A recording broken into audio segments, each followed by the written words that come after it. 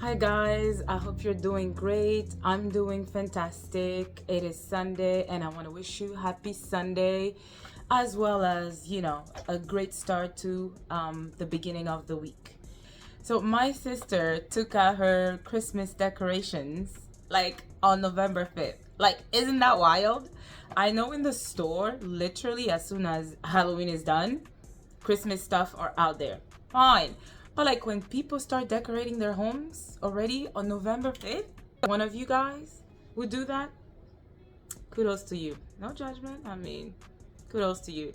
And any of you already started on their Christmas shopping, and are you as stressed as I am? Because my kids' lists, it just never gets easier. And their demands, not demands, but their wants for those toys seem to like get more expensive every year. But anyways, guys, so today's video, I will be talking to you about the 3 books that I have been reading. I actually read so far 6 books, but I want to talk about the 3 books that I've been reading so far. All 3 books are focusing on the slave narratives, and the first one I'm excited to talk about. As you may see, I have The Water Dancer by Ta-Nehisi Coates. Now, I'm not sure if you guys are familiar with this man, but I just discovered that he wrote Black Panther for Marvel. Right? Isn't that amazing? That's super fantastic.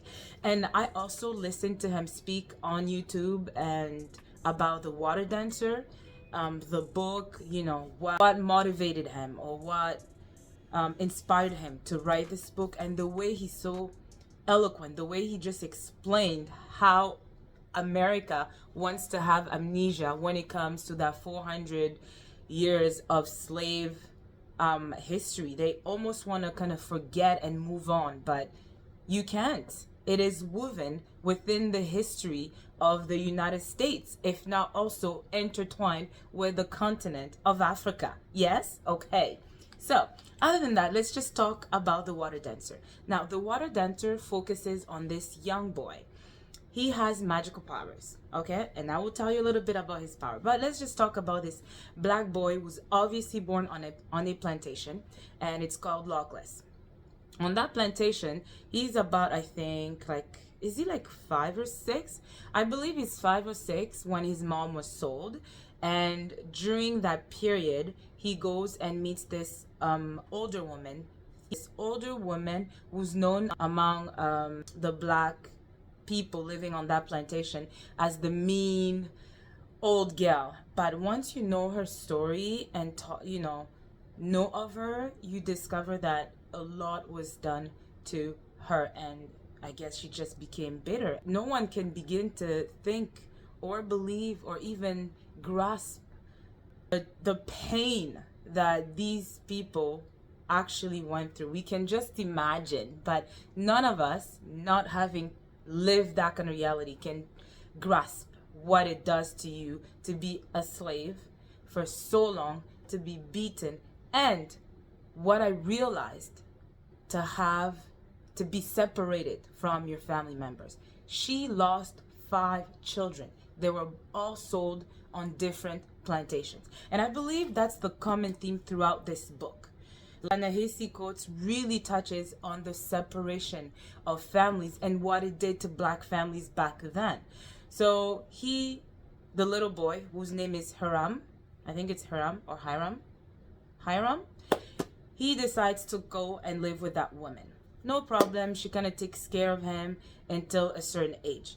And at some point, the planter, whose name is Harlan, the owner of the plantation, sees him in the field. He's that young, right? He decides to throw him a coin and bring him to the house, because the intricate part of this story is that Hiram is the son of Harlan, of the planter. So his mother was a slave and she was sold, and his dad is Harlan. Exactly. So he decides to bring her into the home. No problem. He will grow up in the house, but to do what? So what is his position in the house? He will do all the works like any other field workers or house slaves and stuff like that, but he had a special position so I'm not sure how you would call that, but he is either his personal butler, or like he does everything for his brother, and his brother's name is Menard, I believe. Menard, yes. And Menard is obviously pure white, but the distinction between them two is that Hiram, I'm gonna call him Hiram, okay, we're gonna say Hiram. Hiram is very intelligent and can remember things. Like, I think he has a graphic memory. Like, he can remember things to the T. And the difference between Menard and Hiram is that Menard is just not that intelligent. He spends money frivolously, and he's into women, and he's not even respected by the woman. But that's basically Menard for you. And the important part in this story is that, as I said, Hiram has magical powers, and the magical powers are called conduction. So he can, I guess, travel with the memory. The way the author explains it is that whenever the memories are like kind of close, or like he travels through those memories, and it's called conduction. And through those memories, I believe he's also able to kind of bring someone within, like, in a different place, if I make sense. Like, with the conduction and the memories, it will create a fog, and they travel in a different country. There you go. As well as another fact that they talk about, they do mention Harriet Tubman at some point, but I will get to that part in a second. But as I'm talking about conduction, I want to also speak of the two different people that you find in this book, because he speaks about like the quality people, and he talks about the other group of people, which are called the tasked. So the quality are obviously the whites that are working or living on that plantation, and then the tasked are obviously, you know, the black people, the slaves, and the rest of them. And there's also a distinction between the low whites. There's also another group called low whites. Low whites, they don't have property, but they are there to take care of the runaway slaves. Like, at some point my heart was beating, because you guys, Hiram decides to run away from the plantation because he knows that he wants a bigger future. He thought his dad was gonna, I don't know, I mean, a boy can dream, right? I don't know during that time if you could, but he thought he could have a future, his father being, you know, the planter of that property. But no. So he decides to run away, and boy oh boy, that will open doors to so many events that will occur in his life. And it was an amazing story. Like, the plot was so captivating, the characters, the pace of the book. I really enjoyed the book. Like, I think it's a book that needs to be read. Also, at some point, as I said, he does meet this other girl, Sophie. He has a thing for her, but the story with Sophie is that the brother of his dad, so his uncle, has claimed the girl. Yeah. You can just imagine, not only were she was a property. She was a property to the uncle. So although he had something for her, he couldn't really do anything. So that day when he tried to run away, he wanted to run away together, but someone, a colored person, betrayed them. He went to tell the low whites, and he got caught, brought somewhere else. And Sophie also got caught, but we don't know. We don't hear of her story or what happened to her that night until almost the end. So when Hiram got caught, boy, he suffered tremendous things. And those are the moments where he was supposed to kind of conduct, use the power of conduction, but he didn't know how to use it then. And at some point, he was still, at that time, I think he's like 19 years old. And he meets these other people. They work underground. Yeah, so he meets these people called the underground army, and that's where, as I said, he also meets Harriet, but she was being called Moses before, but it's really Harriet. And that underground army is, there's also white people among them, and he's like so overwhelmed because he's seeing these white people among other black people like working together to end slavery, because the story is taking place in Virginia, on in a plantation in Virginia. But that underground army is run throughout some parts of the United States, and he does meet enough of those black families that are actually living together, and they're laughing, they have restaurants, they have businesses. And although those low whites are there to arrest those runaway slaves, so he's conducted he travels in different places within the United States. But what he decides at some point, after meeting all these other black families who seem to have their parents together, their siblings together, he decides that he wants to go back to Lockless. He actually has to fulfill a promise. He wants to get Sophie, but also he has to become this caretaker for his dad. It's a promise that he wants to take care of.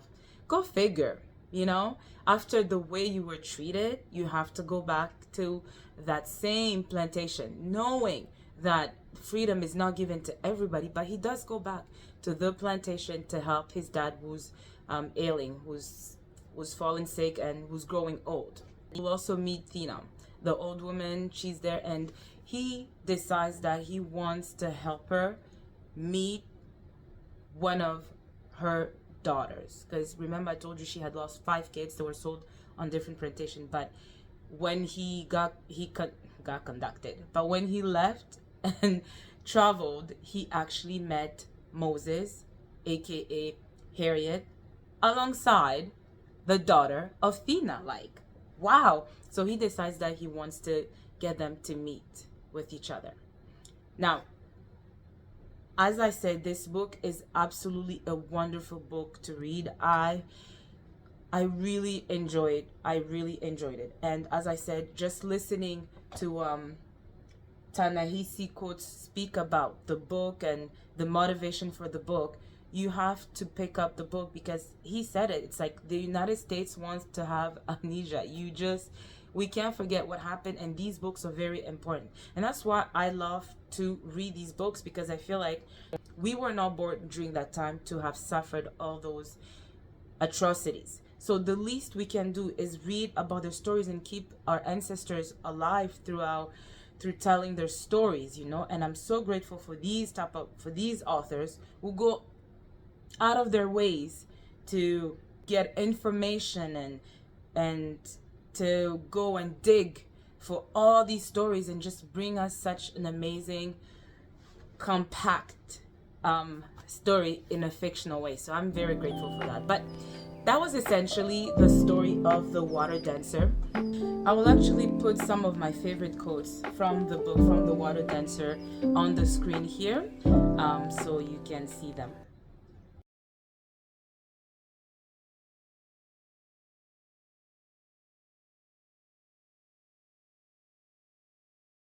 The next book that I got to read was the new release by Jasmine Ward, Let Us Descend. Now, this book is actually pretty quick to read, and it's the story of Anis. So the story with Anis is that obviously it talks about the descent. So it is during slavery time as well. The beginning starts with her and her mother fighting. The old African warrior ways, they have like all these made spears with wood. They go into the forest, and there they practice this fight. And at some point, Anis has a conversation with her mom. She's like, why are we even practicing this if we're never going to use these fighting techniques on any of the white people? So her mom explains to her, one is to keep that memory of the African warriors alive in them, also to keep themselves in shape. You can protect, they can protect themselves in different ways, but it's just to keep that memory alive. And we get to the point where her mom gets sold. And it's weird because both books dealt so much with the theme of being separated from their family members and being sold. So that really broke my heart. She's alone on that plantation, and she has to carry on doing her duty while mourning her mother. And she befriends this other slave girl, and they actually develop a certain relationship. I'm not sure that you would call it like a love relationship, but it was definitely not a friendship. I think there was more to it, but it was in the midst of like being alone and finding comfort, and they were there for each other. But what happens is that the planter of the house comes and discovers them in, I guess, in an embrace. He gets angry, decides to sell them. And the book now recounts their story, their marches through the forest in the south.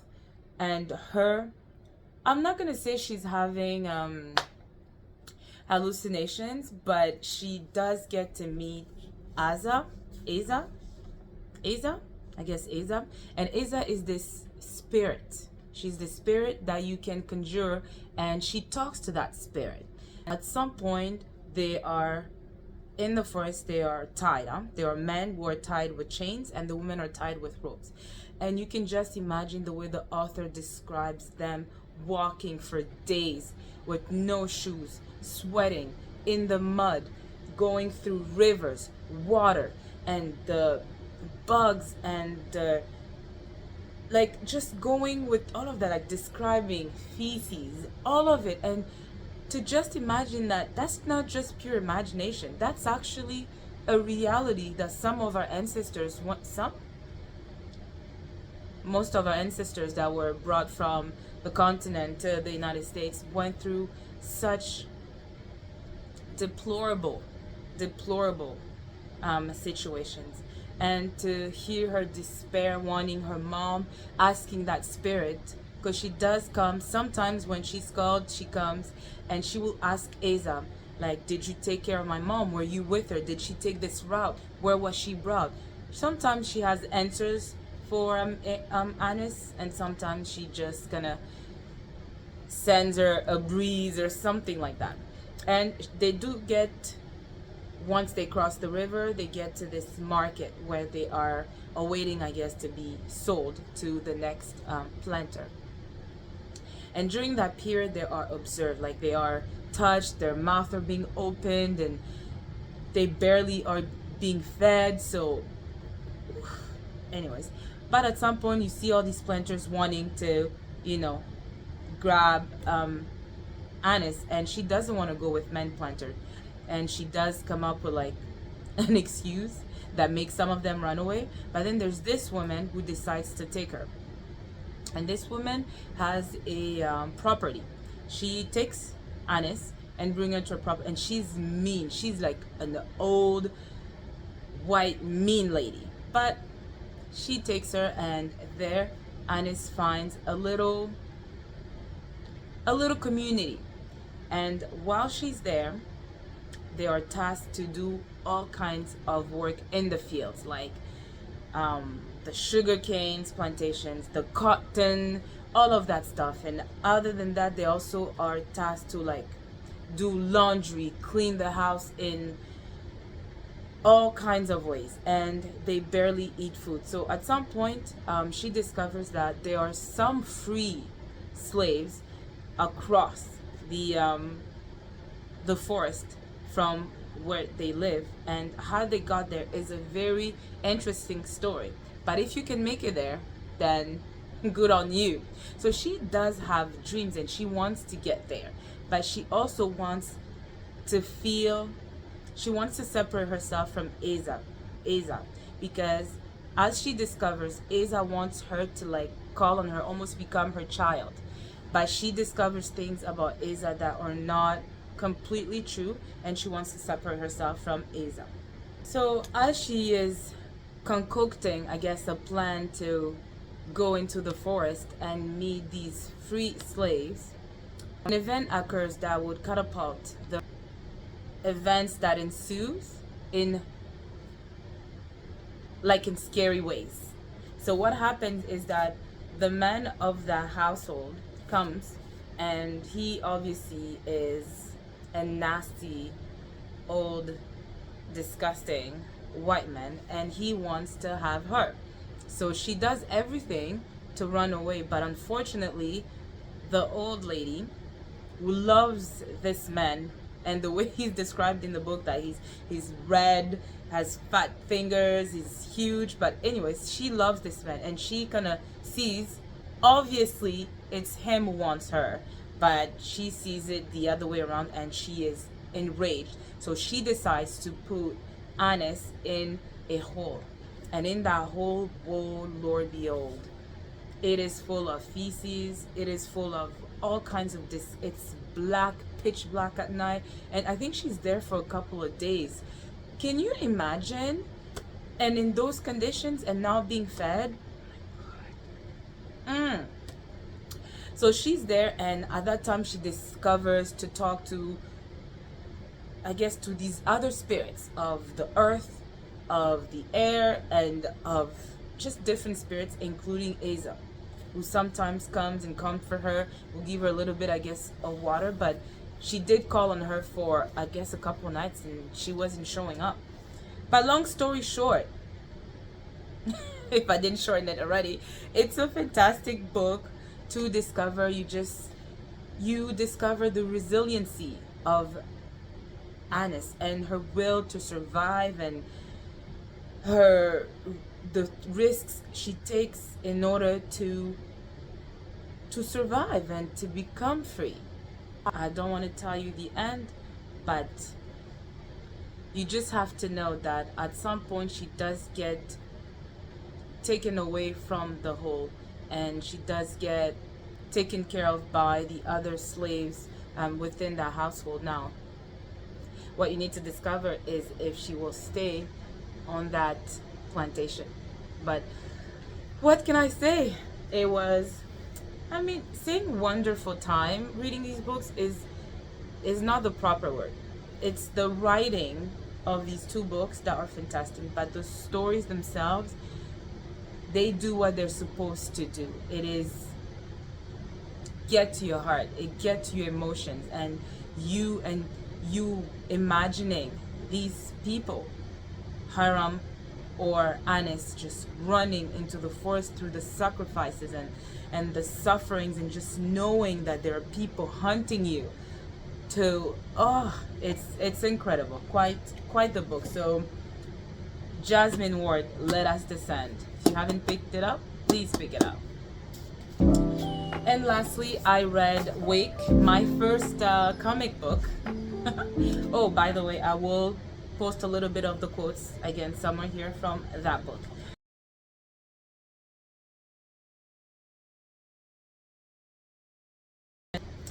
So as I said, it is my first comic book, and it was very interesting. I didn't think that I could get into comics like that, but you know, it was cool. It told a very important story with pictures and images, so I didn't have to use, well, I could still use my imagination, but with the help of the pictures in the book. But essentially, you follow Dr. Hall, okay, and she is a historian.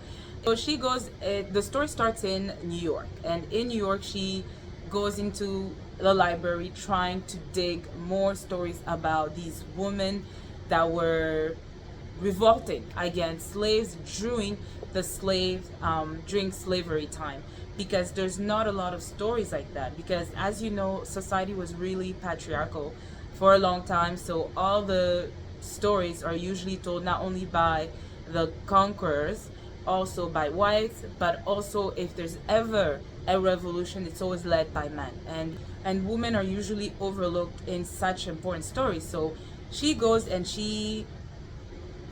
tries to find all these information, and one story she comes across is during, I think, the 1600s.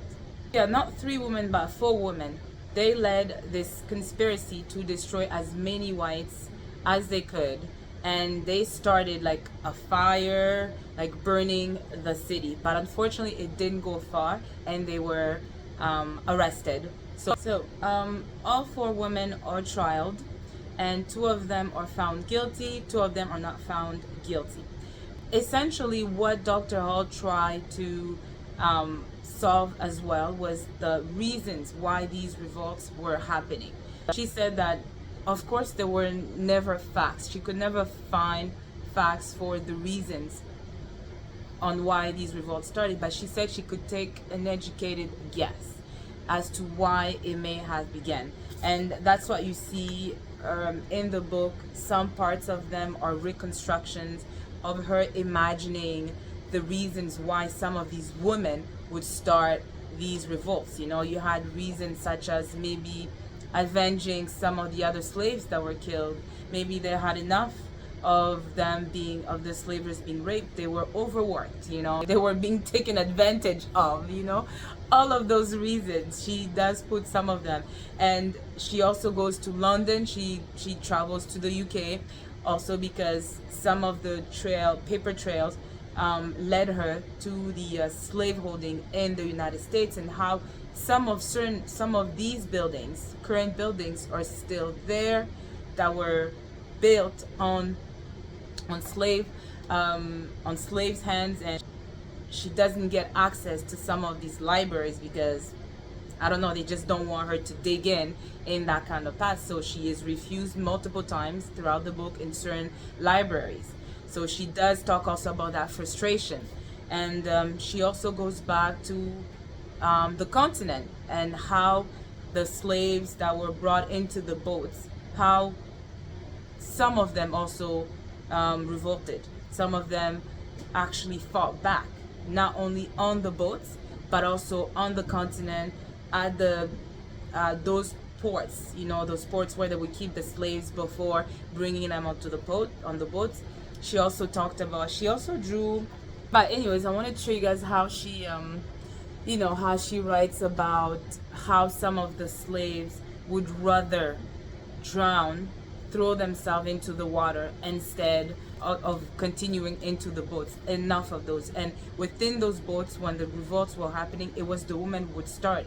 And the reason was because in the boat, the men were chained down, but the women were left to roam free. So obviously they were free to start these fights in the boats, you know, get the guns, get all of that stuff, and try to free also the men. But unfortunately, you know, they were not always successful, because, you know, they were facing a lot of white men, guns, and things like that. But I think the whole point of this book is to just show that part of history that people don't know. I had no idea that, you know, women revolts existed. So I'm really happy that I was able to read this book, and I would love to share it with not only you guys, but with people around me, because it's an important story. Like, I would love for my daughters to know of this story. Even the black men, you know, even the black men, they should know that, you know, black women did lead some of these fights, okay? Because,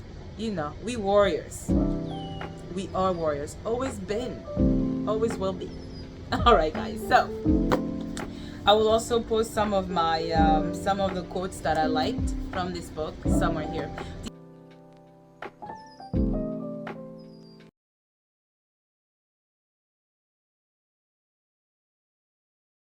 I would like to rate the book. So obviously, The Water Dancer by Ta-Nehisi Coates, 4 stars, 4.75. I just don't want to give it 5, but I really enjoyed this story, so 4.75. And then this story, it was short, it was very interesting, it was a good read, it was beautiful. I loved it, so 4 stars as well. Maybe 3.75, not 4. 3.75. It's good. And then you have this comic book, Wake. I like the story, I like the plot, I like the drawings, the way she drew them, and I like the fact that she brought in a lot of historical facts into it. So based on all of that, and overall the book itself did captivate my interest, I will rate this a good 3.75 out of 5, you know. And would I read another comic book? For sure, for sure. This was really interesting. There you have it. All right, you guys, I hope you enjoyed this video. Please don't forget to like, comment, subscribe, and your notification bell so that when I post next, you are notified. I will see you in my next video. Ciao.